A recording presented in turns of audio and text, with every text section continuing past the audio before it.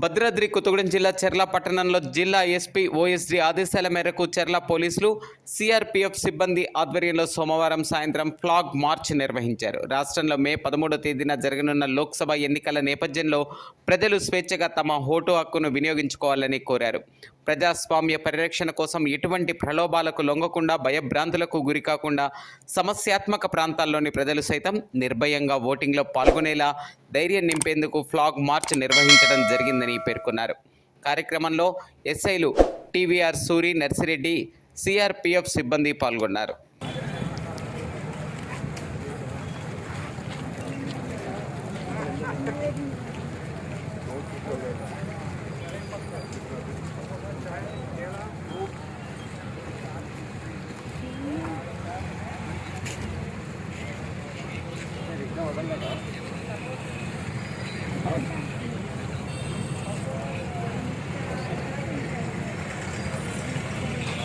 మా బాధ్యతగా ఎస్పీ గారు ఇంతమంది పోలీసులు మీకోసం ఉందాం, మీరు స్వచ్ఛందంగా ఓటు వేసి ఎన్నికలను విజయవంతం చేయడం కోసం ఈ ఫ్లాగ్ మార్చ్ చెర్లలో ఏర్పాటు చేయడం జరిగింది. కావున ప్రజలందరూ కూడా స్వచ్ఛందంగా ఓటు వేసి ప్రజాస్వామ్యాన్ని గెలిపించాల్సిందిగా కోరుతున్నాం.